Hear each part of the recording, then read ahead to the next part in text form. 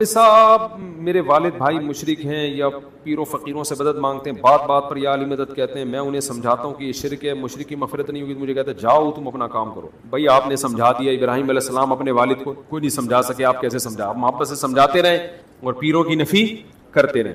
جب یہ روحانی عاملوں کی نفی کیا کریں, بڑے لچڑا بیٹھ ٹچے کچھ نہیں کر سکتے, ایسے بولیں تاکہ ان کے دل سے عظمت ختم ہو جائے, پھر وہاں سے بھاگ جائیں, ورنہ اپا کوٹ دیں گے پکڑ کے, آپ کے دل میں اور عظمت پیدا ہو جائے گی پیروں کی. تو ایسے میں تو ایسے ہی کوئی روحانی علاج کرتا ہے نا ہمارے, اب کیا بتاؤں, میری ایک دفعہ جب شادی ہوئی تو ہمارے گھر والے تعویذ وغیرہ استعمال کرتے تھے. میں نے بہت سختی سے منع کیا, بھائی یہ استعمال نہیں کرو. انہوں نے کہا نہیں جی یہ فلانے بزرگ نے دیا ہے, اس سے بڑے فائدے ہوتے ہیں. میں نے کہا بھائی نہیں کرو, لیکن یہ چیزوں کی عظمت دل سے نکلتی نہیں ہے. میں نے کاٹ کے پھینک دیا. پھر میں نے دیکھا ایک بچے کے گلے میں پڑا ہوا, میں نے اٹھایا ایسے کر کے نا, تو وہ بچے کو کوئی وقتی طور پہ بیماری, کوئی ویسے ہی بیمار بعض دفعہ ہوتے ہیں, گھر والوں نے کہا دیکھو بیمار ہو رہا ہے, میں نے کہا مر جائے میں اس کے گلے میں تعویذ نہیں ڈالوں گا. اور یہ جو ٹچے نے دیا ہے نا, ٹچے نے, یہ جو روحانی عامل تھا ٹچا, ایسے ٹچے کر کے نا گھر والوں کے دل میں ایسی نفرت ڈال دی کہ وہ خود کہہ رہے ہیں ٹچا.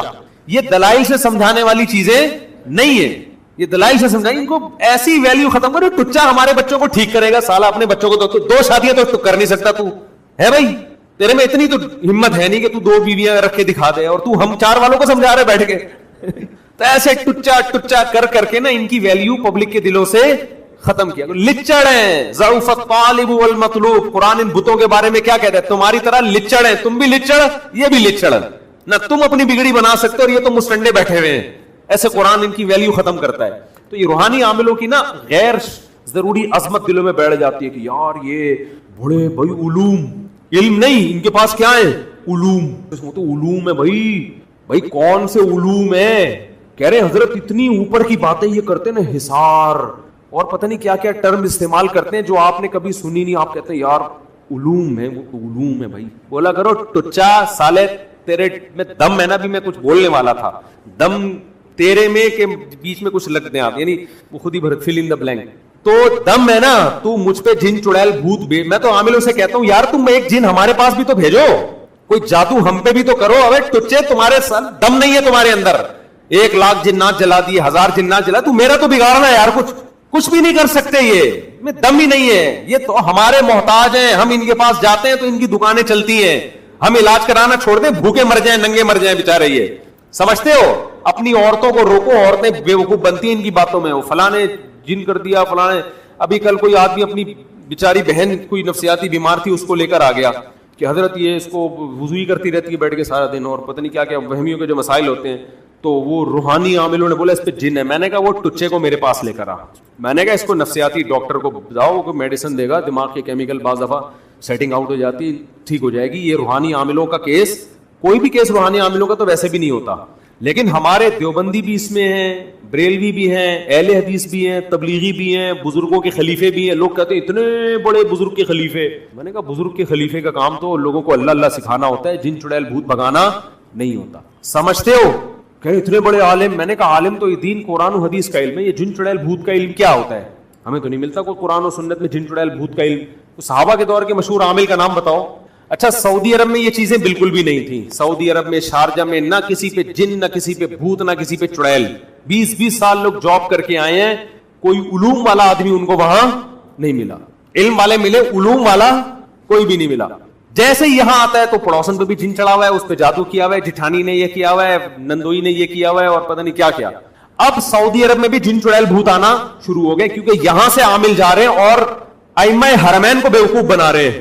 شیخ سدیس کی بات نہیں کر رہا میں, اندر تک گھس گئے حرمین میں, کیونکہ یہ ایسے علوم ہے نا, وہ سعودی علماء بھی کہتے ہیں شاید کوئی علوم ان کے پاس, کہ علوم کی تو کوئی ڈیفینیشن ہی نہیں ہے نا. ان کو بیوقوف بنانا شروع کر دیا ہے اور ان کو کیش کراتے ہیں. پھر وہاں پہ بڑے بڑے علماء پہ پھونکے مار کے نا آپ پہ جن ہے, وہ بےچارے سمجھ رہے ہوتے ہیں شاید بھائی کوئی علوم ہو. پھر ان کے ساتھ سیلفیوں کو یہاں کیش کراتے ہیں. میں یہاں کے بڑے بڑے علماء کے نام بتا سکتا ہوں جن کے ساتھ دم چھلے جو ہے نا پھلترو کے ساتھ چپکے ہوئے تھے, ان پہ دم کرنے کے لیے میں نے ہٹوائے. میں نے کہا حضرت یہ آپ کو کیش کرا رہا ہے, یہ کوئی علوم نہیں, آپ پہ جادو نہیں ہے, آپ اپنی عمر تو دیکھو, اس عمر میں بھی بیمار نہیں ہوگے تو کب ہوگے. ہر عالم جب بیمار ہوتا ہے نا اس کو لگتا ہے مجھ پہ نظر لگی ہے. نظر برحق میں مانتا ہوں, لیکن اتنی نہیں جتنی یہ لوگ لگا رہے ہیں. نظر لگ سکتی ہو, ویسے بھی ان لوگوں کے پاس نظر کا علاج نہیں ہے. نظر کی تو دعائیں حدیث میں وہ پڑھو بھائی. جب کوئی علماء دیوبند میں بھی ہے, عیب ہے آج کل, مشہور عالم بیمار ہوگا وہ قادیانیوں نے کچھ کیا ہے, فلانے نے کچھ کر دیا ہے, نظر لگ گئی ہے, یہ ہو گیا ہے, ہم بھی بیمار ہوئے ہیں بھائی, مجھے لوگوں نے کہا کچھ, میں ملیریا ہو گیا تھا مجھے, وہ میری اپنی حماقت سے ہوا تھا, میں نے حجامہ اتنا کروایا, خون, وہ بندے نے 8 کپ لگا دیے میرے نا, 8 کپ خون نکالا, مجھے چکر آنے لگے نا. اس نے کہا چکر تو نہیں آ رہے؟ میں نے کہا ہاں آ رہے ہیں. کہنے لیٹ جائیں, لیٹ کے 9 کپ نکالیں گے. میں نے کہا تھا میں مر رہا ہوں, میرا سارا خون. کہہ رہے ہیں یہ فاسد خون نکلتا ہے. یہ غلط ہے میرے بھائی, خون خون ہی ہوتا ہے. حجامے والوں کو بھی اپنا باپ مت بناؤ. ہمارے ہاں ہر چیز میں افراط ہوتا. نبی صلی اللہ علیہ وسلم 1 کپ لگاتے تھے, وہ بھی مہینے میں 1 دفعہ. سمجھتے ہیں؟ تو وہ بھی ہر آدمی کے لیے نہیں ہے, نقصان بھی ہو سکتا ہے اس میں. اب جب حجامہ آیا تو ایسا لگتا ہے دنیا کے ہر مسئلے کا حل کس میں ہے؟ حجامہ میں. اتنا اس کے فضائل اتنے کر دیا کہ پیٹ خراب ہے حجامہ کرواؤ, کمر میں درد ہے حجامہ کرواؤ, دوسری شادی نہیں ہو رہی حجامہ کرواؤ, شادی ہو گئی افورڈ نہیں کر پا رہا حجامہ کروا. ہر چیز کا مسئلہ حجامے میں. باقی یہ ڈاکٹر کے بے وقوف ہیں جو میڈیکل سائنس نے اتنی ترقی کی ہے. بس پاکستانیوں میں جب تک کوئی مبالغہ نہ کرے دکان چلتی. حجامہ کو میں بھی مانتا ہوں, حدیث سے ثابت ہے, جتنا ہے اتنا رہنے دو, اس سے آگے بڑھانے کی کوشش بولو مت کرو. ہر چیز کا علاج حجامہ میں کر دیا ہے. تو خیر کیا کہہ رہا تھا یار میں, بات لمبی ہوتی جا رہی ہے.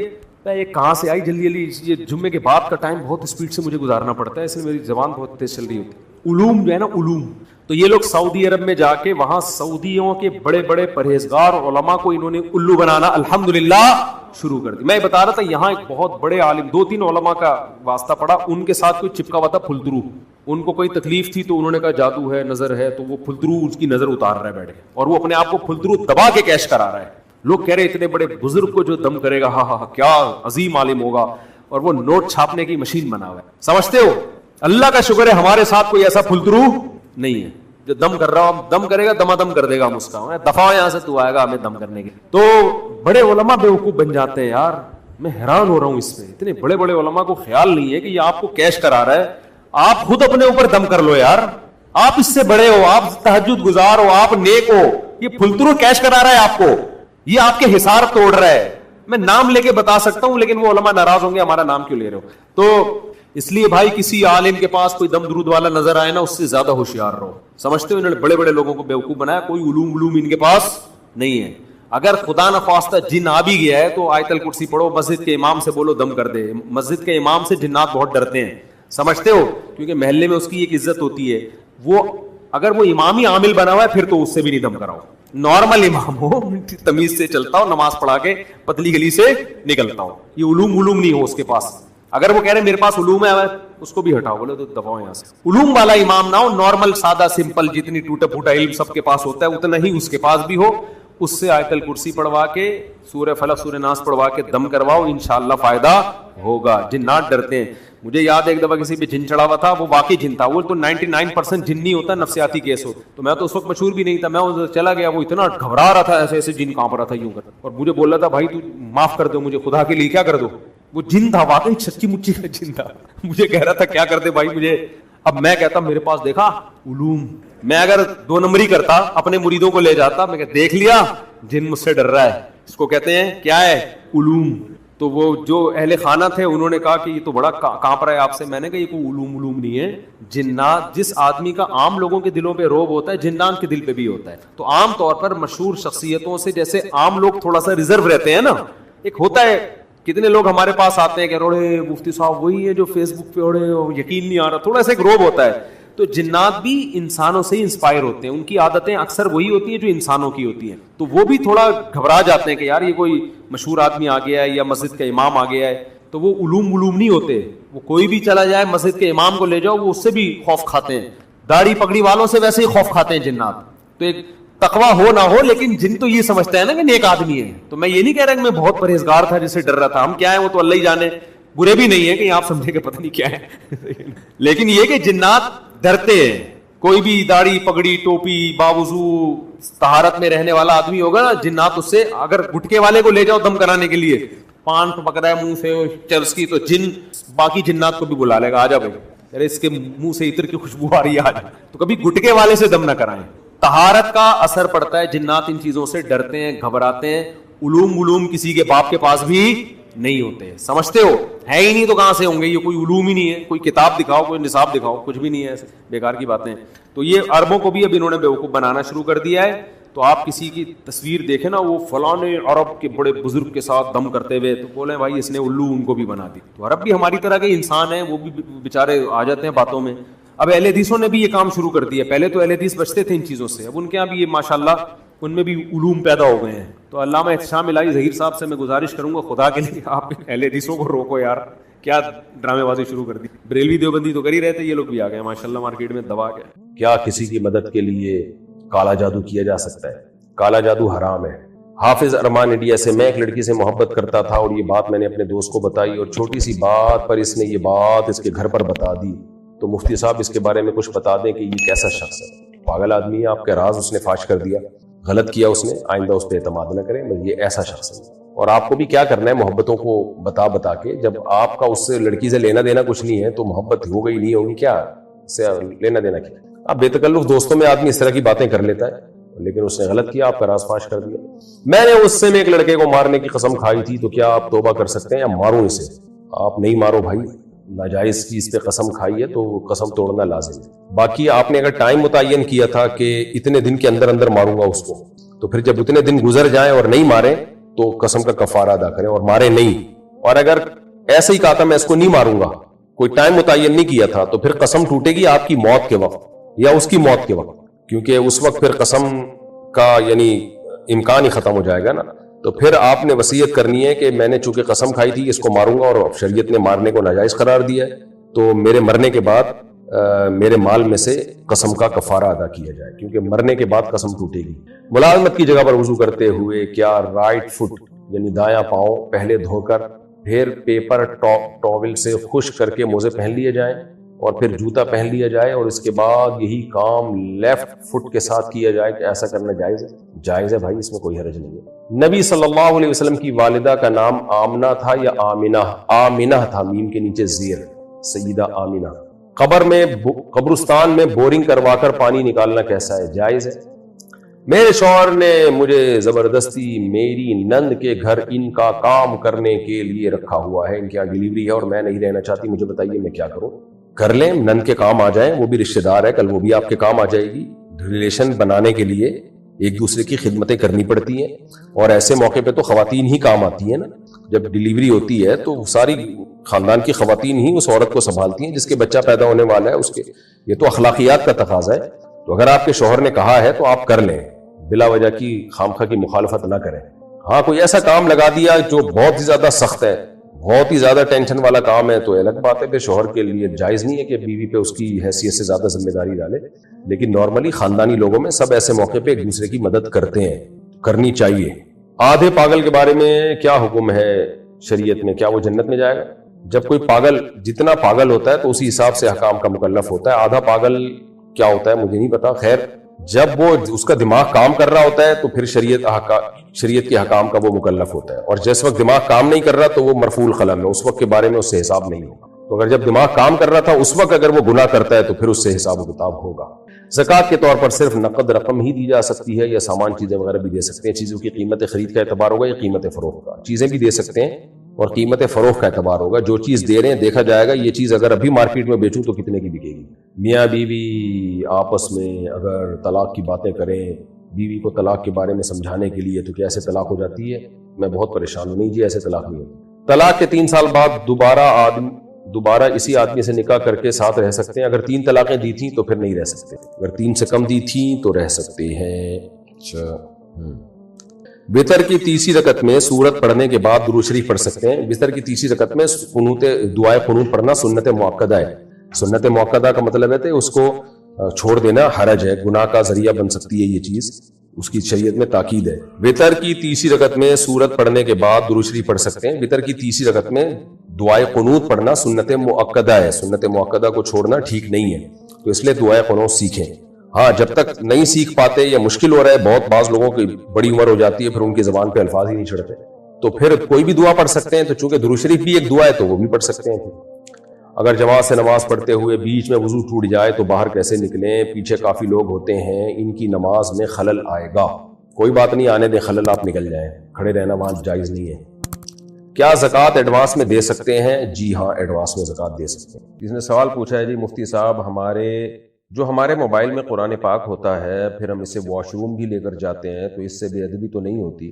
بھائی قرآن پاک موبائل میں جو ہوتا ہے تو قرآن پاک ڈیجٹ فارم میں ہوتا ہے، 0101 کی فارم میں، وہ آیتیں لکھی ہوئی نہیں ہوتی۔ ہاں جب وہ پیج پہ ڈسپلے پہ ظاہر ہو رہا ہو تو پھر یہ کہلائے گا کہ یہ آپ کے سامنے قرآن کھلا ہوا ہے۔ لہذا اگر قرآن مجید کا پیج آپ کے ڈسپلے پہ اوپن ہے تو اس کنڈیشن میں تو موبائل کو ظاہر ہے واش روم میں نہیں لے جانا چاہیے، لیکن اس کو اگر آف کر دیا آپ نے، موبائل بند کر دیا اور وہ پیج پہ قرآن مجید کا صفحہ موجود نہیں ہے تو پھر واش روم میں لے جانے میں کوئی حرج نہیں ہے۔ مفتی صاحب اگر ہمیں کوئی اپنی راز کی بات بتاتا ہے اور پھر ہم اس کو کسی مجلس میں واقعے کے طور پر بیان کریں تاکہ اور لوگوں کو بھی عبرت ہو، تو کیا یہ بھی غیبت میں آئے گا؟ بالکل آئے گا۔ بندے نے راز کی بات بتائی، آپ نے اس کا نام لے کے شو کر دیا تو راز فاش کرنا کہلائے گا، یہ غیبت بھی ہے، امانت میں خیانت بھی ہے۔ اس کا طریقہ یہ ہے کہ اگر کوئی عبرت کے لیے بتانا ہو تو نام لیے بغیر بتا دیں کسی کا ایک واقعہ ہے، لیکن ذرا بھی لوگوں کو شک نہ ہو کہ یہ اس کا ہے، ذرا سا بھی شک ہوا تو پھر بتانا حرام ہے۔ مفتی صاحب لوگ انکم پوچھتے ہیں، میں تنگ آ گیا ہوں، کیا غلط انکم بتا سکتے ہیں؟ ان کو کیا جواب دیا جائے؟ فضول سوال کا کبھی بھی جواب نہیں دینا چاہیے۔ کسی سے اس کی انکم پوچھنا کہ آپ کتنا کماتے ہو بلا وجہ پوچھنا، یہ فضول سوال ہے۔ فضول سوال کا جواب یہ ہے کہ آپ نے کیا کرنا، کیونکہ اس طرح فضول سوالات کے جواب دیں گے تو لوگ اور بھی آگے جائیں گے، آگے بہت ساری باتیں وہ بھی آپ سے پوچھیں گے کہ یہ کیا ہے کہ نہیں، یہ کیا ہے کہ نہیں، ایسا تو آپ کس بات کا جواب دو؟ غلط تو نہ بتائیں، گول مول گھما دیں بات کو، تم نے کرنا کیا ہے۔ کبھی کبھار جب ہم چکن لینے جاتے ہیں وہ مرغی کو ذبح کرتا ہے اور مرغی پنجے ہلا رہی ہوتی ہے اور وہ اس کی کھال اتارنا شروع کر دیتا ہے، کیا اس طریقے سے مرغی حلال ہو جاتی ہے؟ مرغی تو حلال ہو جاتی ہے کیونکہ اس نے گردن جو ہے اس کی جو 4 رگیں ہوتی ہیں وہ کاٹ دی ہیں، لیکن یہ ظلم ہے مرغی پر کہ ابھی وہ بیچاری تکلیف میں ہے اور آپ نے اس کی کھال اتارنا شروع کر دی، اس کو آرام سے مرنے دینا چاہیے۔ اللہ ان کو ہدایت دے، یہی کہہ سکتے ہیں بھائی۔ اگر کوئی مرنے کے بعد اپنی باڈی میڈیکل کالج میں دے دے تو کیا وہ عذاب قبر سے محفوظ رہے گا، کیونکہ اس کی باڈی تو قبر میں گئی ہی نہیں؟ یہ جائز نہیں ہے اپنی باڈی ڈونیٹ کر دینا میڈیکل کالج میں۔ اس کے دلائل کیا ہیں، اس پہ میں کئی بار بیان ریکارڈ کروا چکا ہوں۔ آپ کو اپنی باڈی پہ اختیارات نہیں ہے کہ جو مرضی چاہیں حشر کریں۔ باقی عذاب قبر کا تعلق جو ہے آپ کی صرف باڈی سے نہیں ہے، آپ کی روح سے۔ جیسے ہم مر جاتے ہیں نا تو باڈی تو ہماری آرام سے پڑی ہوئی ہوتی ہے، لیکن جو عالم خواب میں ہم پر حالات گزر رہے ہوتے تو وہ یہ جو جسمانی جو دنیا میں جو ہمیں باڈی جس کنڈیشن میں نظر آ رہی ہوتی ہے اس پہ وہ آثار نظر نہیں آ رہے ہوتے۔ لہذا یہ جو قبر کے عذاب کا عقیدہ ہے، اس کی علماء ہمیشہ سے یہی وضاحت کرتے آ رہے ہیں دوسرے دلائل کی روشنی میں، وہ بھی قرآن و سنتی سے دلائل ثابت ہیں کہ قبر سے مراد صرف یہ مٹی کی قبر نہیں ہے، مردہ جس کنڈیشن میں بھی ہوگا وہی اس کے لیے قبر ہے۔ جیسے قوم نوح کے بارے میں آتا ہے اغرقوا فادخلوا نارا، اللہ فرماتے ہیں نوح علیہ السلام کی قوم کو غرق کیا گیا، فادخلوا نارا، اور آگ میں داخل کر دیا گیا۔ اب ادھر پانی میں مر رہے ہیں اور داخل آگ میں ہو رہے ہیں، تو سوال یہی پیدا ہوتا ہے کہ پانی اور آگ کا تو اجتماع ہو نہیں سکتا۔ تو بھائی ہو سکتا ہے اس دنیا میں نہیں، لیکن برزخی دنیا میں ہو سکتا ہے۔ پانی اس دنیا میں ہے اور آگ برزخی دنیا میں ہے، دونوں جمع ایک ہی ٹائم پہ ہو سکتے ہیں، کیونکہ جہاں دونوں الگ الگ ہیں۔ تو ہماری باڈی تو ویسے بھی قبر میں جا کے کیڑے کھا کے ختم ہی کر دیتی ہے، تو پھر بھی عذاب قبر ہوتا ہے، تو وہ باڈی کے کسی بھی جز سے اس کا تعلق اللہ روح کا تعلق کر سکتے ہیں۔ تو ہمیں ان باریکیوں میں جانے کی ضرورت نہیں ہے، ہمیں صرف یہ بتایا گیا ہے کہ موت کے بعد انسان تکلیف بھی محسوس کرتا ہے اور خوشی اور راحت بھی محسوس کرتا ہے۔ اب وہ کیسے کرتا ہے اس کی حقیقت اللہ ہی جانتا ہے۔ تو باڈی کو جلا دیں آپ اور باڈی کو سمندر میں ڈال دیں، باڈی کو دفنا دیں، کیڑے کھا کے ختم کر دیں، کچھ بھی ہو، لیکن جب یہاں سے اس جہاں میں ہم منتقل ہوتے ہیں تو ہماری روح کو یہ سب چیزیں محسوس ہوتی ہیں۔ شوہر نے اپنی بیوی کو ایک کام کے بارے میں کہا کہ اگر یہ کام کرو گی تو تمہیں 3 طلاقیں، پھر کچھ عرصے کے بعد شوہر نے اس کام کی اجازت دے دی، تو اب اگر بیوی وہ کام کرے گی تو طلاق ہوگی یا نہیں ہوگی؟ ہو جائے گی، کیونکہ کلام میں شوہر نے یہ نہیں کہا تھا کہ میری اجازت کے بغیر یہ کام کیا۔ اگر شوہر یہ لفظ کہتا ہے کہ میری اجازت کے بغیر اگر تم نے یہ کام کیا تو طلاقیں، تو پھر اجازت دینے کے بعد وہ کام کرنے سے طلاق نہیں، لیکن شوہر نے ایسے کوئی ورڈ استعمال نہیں کیا، تو اس لیے وہ کام کرے گی تو 3 طلاقیں واقع ہو جائیں۔ کیا صدقے کے پیسوں سے مدرسے کے بچوں کو کتاب دلا سکتے ہیں؟ صدقے کا پیسہ کسی بھی خیر کے کام میں استعمال ہو سکتا ہے، حتیٰ کہ مسجد کی تعمیر میں بھی، کسی بھی ضرورت مند کو کوئی بھی خیر کا کام ہونا اس میں یوز ہو سکتا ہے۔ ہاں زکوٰۃ اور فطرانہ اس کے اصول سخت ہیں، زکوٰۃ غریب ہی کو دی جائے گی اور غریب کو مالک بنانا ضروری ہے، صدقہ فطر غریب کو دیا جائے گا، غریب کو مالک بنانا ضروری ہے۔ باقی عام صدقات و خیرات کسی بھی خیر کے کام میں لگ سکتے ہیں، بچوں کو کتاب بھی دلا سکتے ہیں۔ مفتی صاحب میرے والد نے 4 دفعہ 4 مہینے لگائے ہیں، اس کے باوجود ایک نماز نہیں پڑھتے ہیں، میں نے تو دیکھا ہے سروزے کے بعد لوگ پکے نمازی بن جاتے ہیں، رات کو 2-3 بجے گھر آتے ہیں، صبح 12 بجے